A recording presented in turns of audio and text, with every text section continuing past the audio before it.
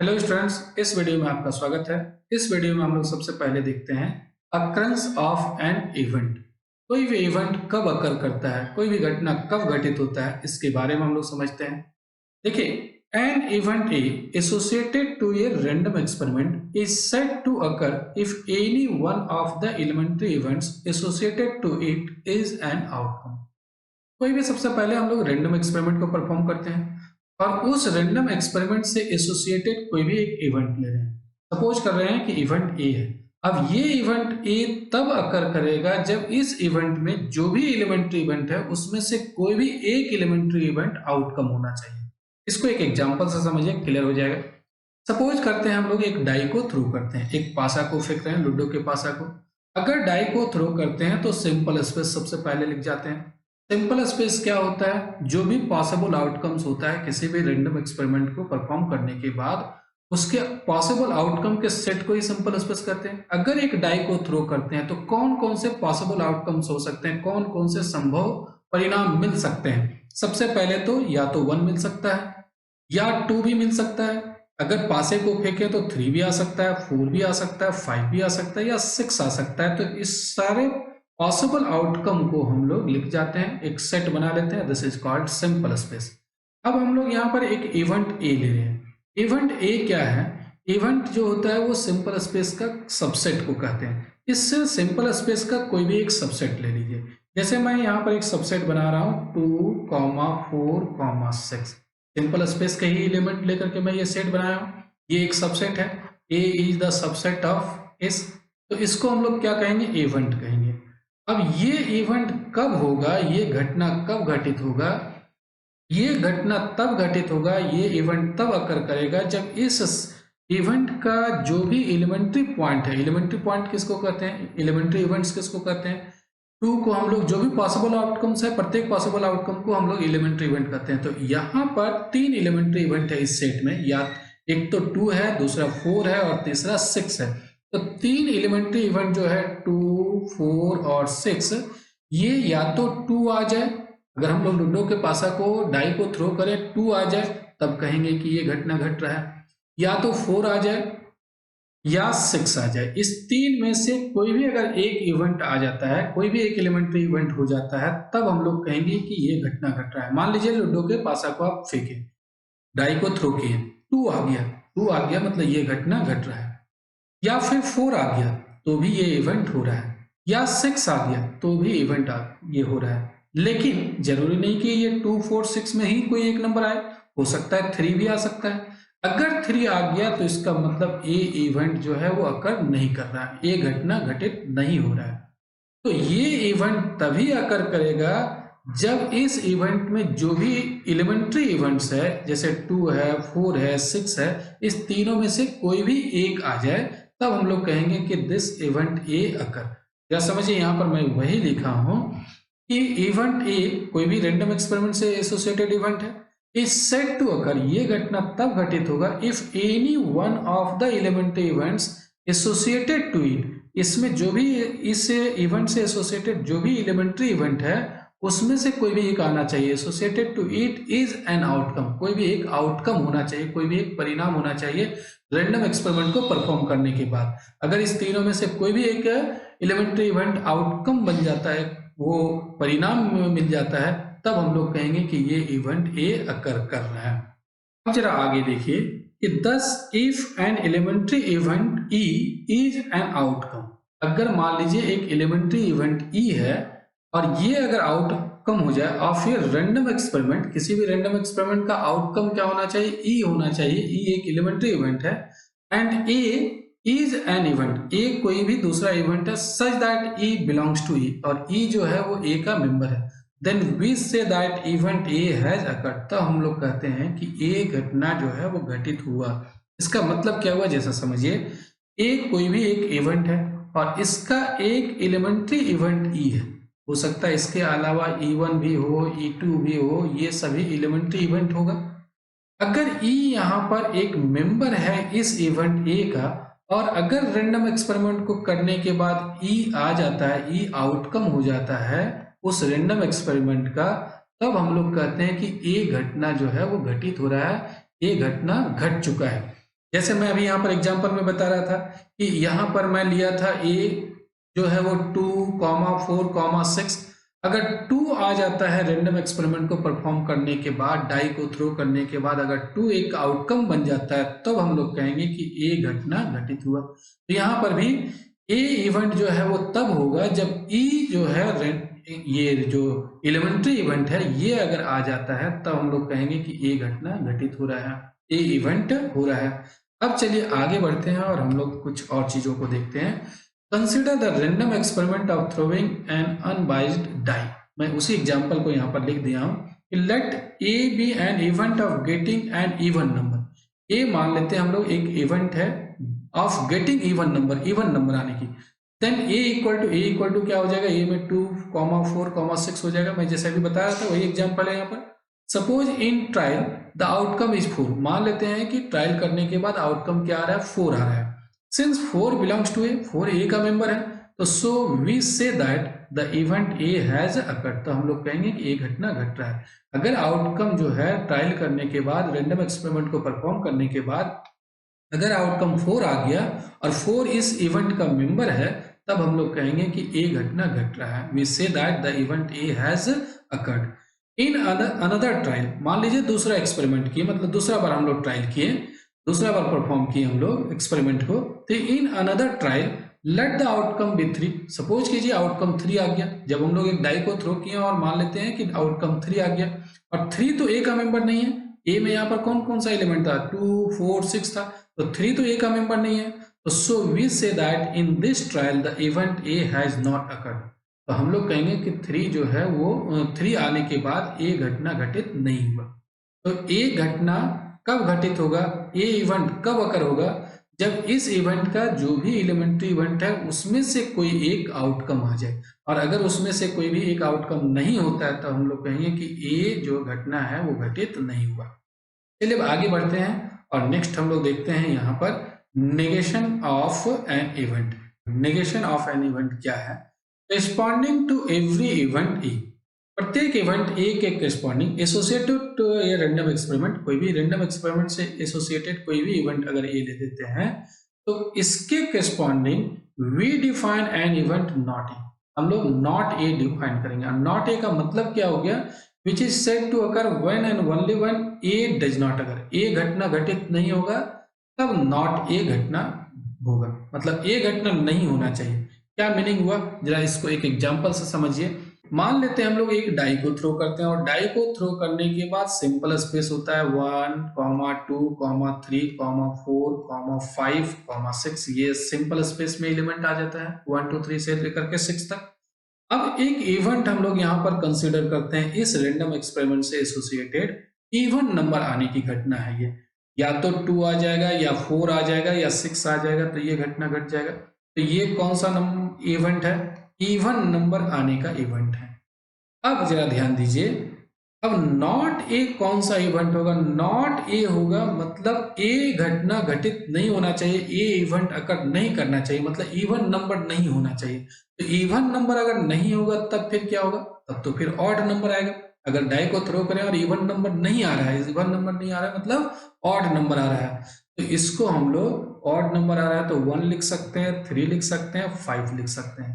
तो कोई भी इवेंट अगर आप ए ले लेते हैं तो इसके करस्पॉन्डिंग हम लोग नॉट ए डिफाइन कर सकते हैं। नॉट ए मतलब ए घटना घटित नहीं होगा, ए घटना अकर नहीं करेगा। तो ए घटना अगर नहीं अकर करता है तो ये वाला आएगा, तो इसी को हम लोग नॉट ए कहते हैं। तो यहाँ पर मैं वही लिखा हूँ, जरा फिर से एक बार समझ लीजिए कि corresponding to every event A, कोई भी इवेंट ले लेते हैं, प्रत्येक इवेंट के corresponding we define an event not A, और ये नॉट ए डिफाइन कर सकते हैं।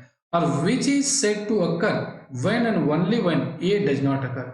अगर ए नहीं होगा तभी नॉट ए होगा, ये इवन नंबर नहीं आएगा तभी ये आ सकता है। इसको हम लोग एक और दूसरे एग्जांपल से समझिए। मान लेते हैं हम लोग एक इवेंट ए लेते हैं, ए में कौन सा नंबर है 1, 2। ये 3 से कम नंबर आने की संभावना है, ये घटना है।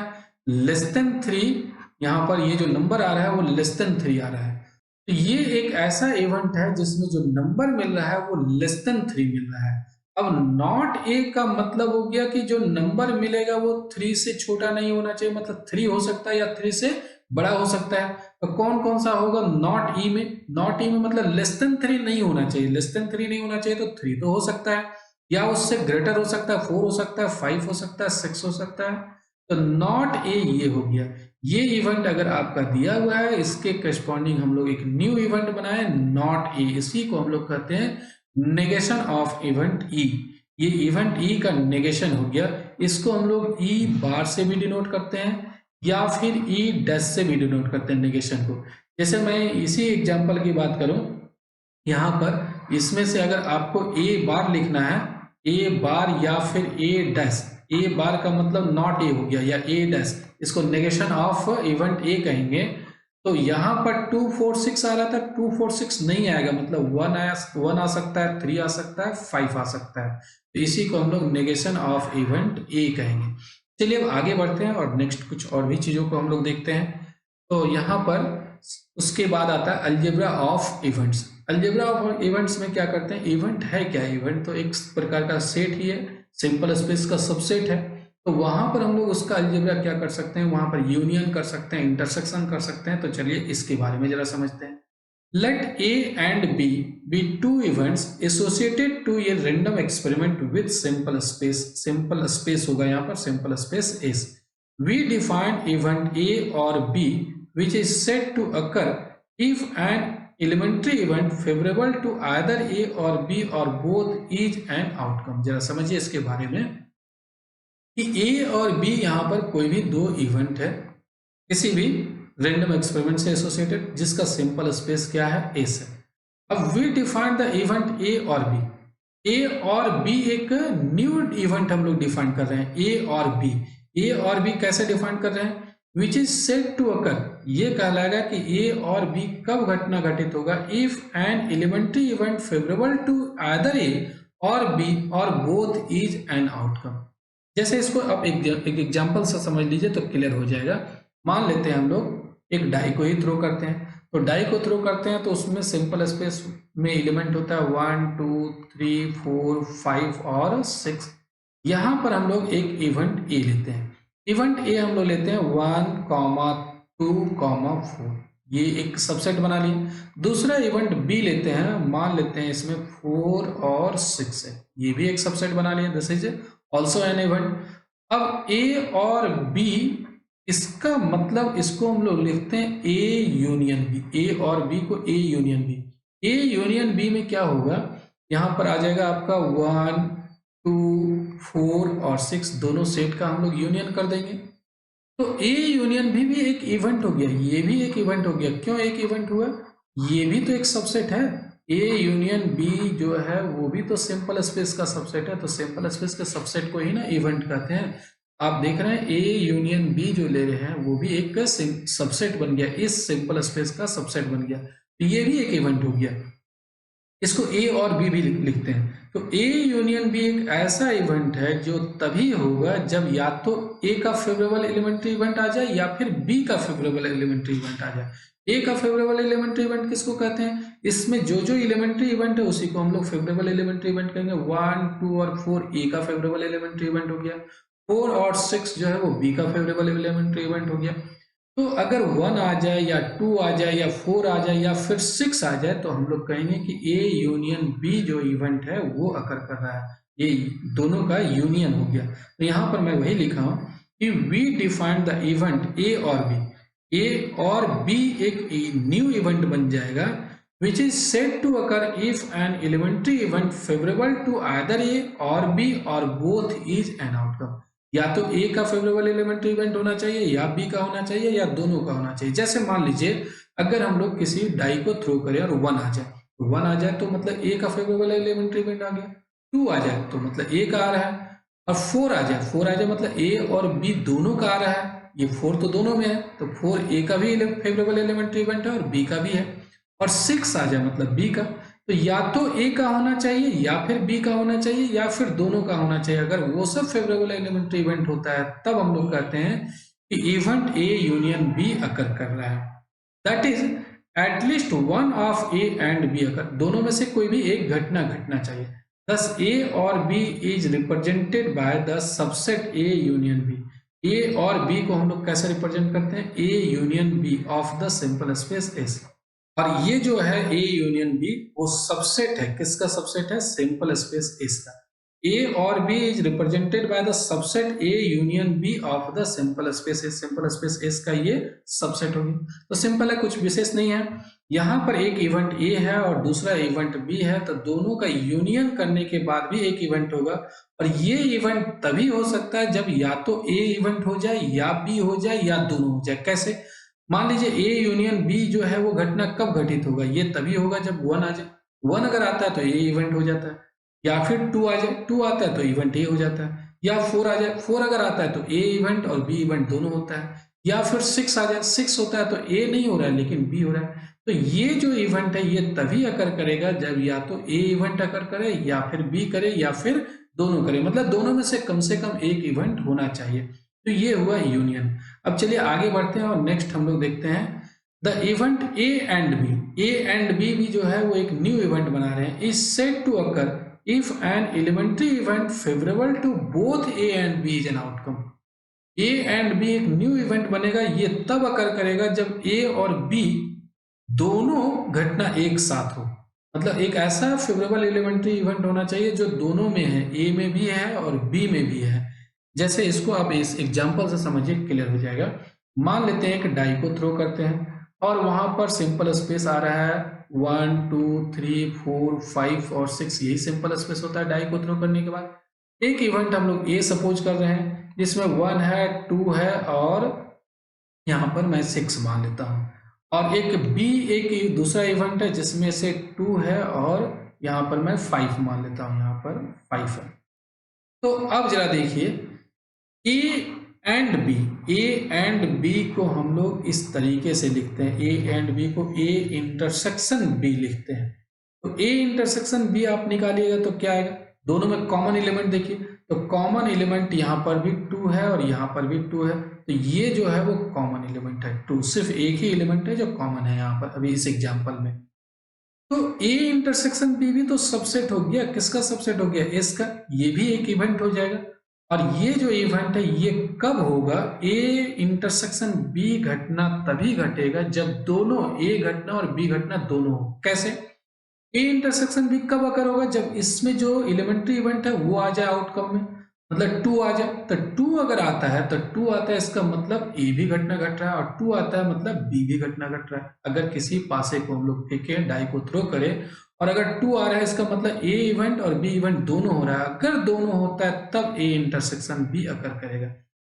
A एंड B जिसको A इंटरसेक्शन B लिखते हैं, ये A इंटरसेक्शन B एक ऐसा इवेंट बन जाता है, ये तभी होगा जब A और B दोनों हो। तो यहाँ पर वही लिखा हुआ है the event A and B is said to occur. A and B जो है वो तब अकर करेगा, is said to be occur if an elementary event favourable to both A and B is an outcome. अब A और B में जो favourable elementary event है दोनों होना चाहिए। जैसे 2 जो है वो दोनों में है, 2 यहाँ पर भी है 2 यहाँ पर भी है, दोनों का जो फेवरेबल एलिमेंट्री इवेंट है वो अगर आउटकम बन जाए तब हम लोग कहते हैं A एंड B अकर कर रहा है। In other words the event A and B occur if A and B both occur. A और B दोनों इवेंट अगर अकर करता है तब हम लोग कहेंगे A एंड B अकर कर रहा है। The event A and B is denoted by A intersection B। इसको A इंटरसेक्शन B से डिनोट करते हैं। तो 2 चीज मैं बताया हूं यहाँ पर अलजेब्रा ऑफ इवेंट्स में। एक तो A यूनियन B के बारे में बताया हूं कि अगर A एक इवेंट है, यहाँ पर एक दूसरा इवेंट B है, तो A यूनियन B भी एक इवेंट होता है। और ये इवेंट तब अकर करता है जब या तो A अकर कर जाए या B अकर कर जाए या फिर बोथ A एंड B। अगर दोनों अकर कर जाए, A एंड B दोनों एक साथ हो जाए, तब A union B event occur करता है। फिर मैं बताया हूं कि A इंटरसेक्शन B भी एक इवेंट होगा, और ये इवेंट तब अकर करेगा जब दोनों एक साथ अकर करें। A एंड B दोनों घटना अगर एक साथ होता है तब A इंटरसेक्शन B अकर करता है। तो 2 चीज हो गया, एक A यूनियन B जो तब अकर करता है जब दोनों में से कोई एक इवेंट हो, और एक हो गया A इंटरसेक्शन B, ये तब अकर करता है जब दोनों घटना एक साथ घटित हो। तो ये हुआ अलजेब्रा ऑफ इवेंट्स के बारे में। अब आज इस वीडियो में बस यहीं तक, मिलते हैं नेक्स्ट वीडियो में। इस वीडियो को देखने के लिए बहुत बहुत धन्यवाद। Thank you.